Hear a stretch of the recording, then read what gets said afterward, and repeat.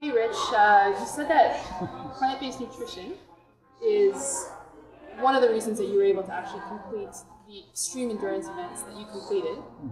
What is it about plant-based nutrition that you think gave you that power? Well, I think people say to me all the time, like, oh, do you think being vegan or being plant-based makes you a better athlete? And it's not quite as simple. It's not a simple yes. What I would say is that plant-based nutrition allows me to train more efficiently and more effectively without getting worn down and getting sick, which creates a more efficient season for me in which I can train smarter and better. And that translates into performance gains. And the biggest reason for that is that plant-based nutrition, a routine of plant-based nutrition is very alkaline forming, and that's very anti-inflammatory. And as you know, as an athlete, inflammation is the enemy of the athlete.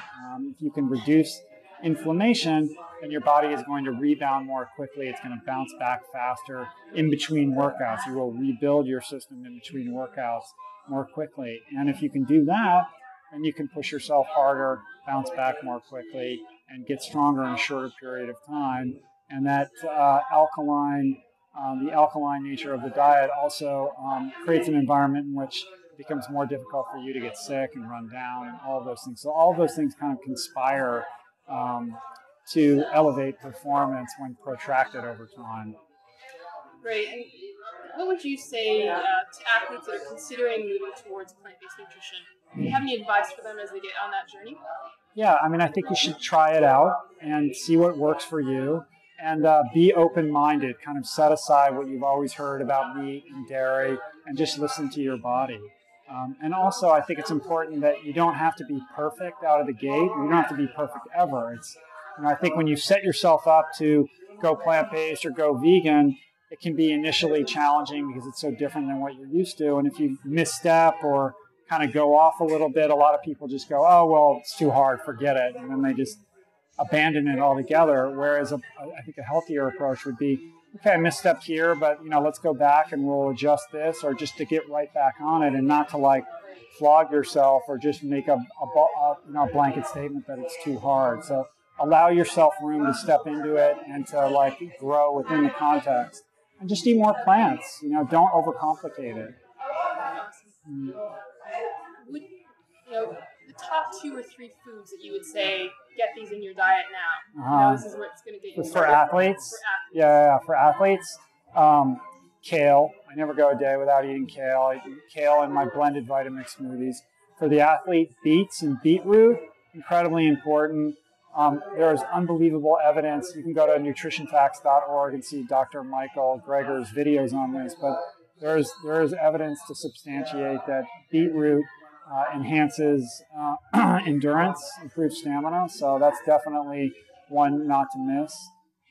What else? I mean, I could go on all day, but a lot of people are worried about protein, so in terms of covering the protein question, lots of lentils, lots of quinoa, and lots of beans, all different kinds of beans, black beans, kidney beans, chickpeas, all these sorts of things are daily staples of mine. And Rich, the protein myth, it's so ingrained in our culture. And we know that big meat and dairy lobbyists are really pushing that agenda. Why do you think we're still buying it? Because they're incredibly well funded. If you look at the food pyramid and you go behind the scenes and you look at the sort of powerful lobbying groups that are behind creating the food pyramid and behind, creating these messages that are so deeply ingrained. Our whole lives we've been told milk does a body good, that steak is the best way to get protein.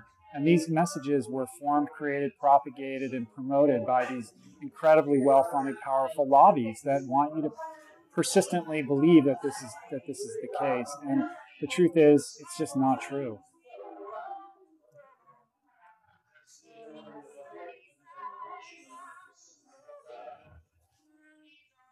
One of the things I really appreciate about your book is that you're so open and vulnerable. Your heart is just like wide open.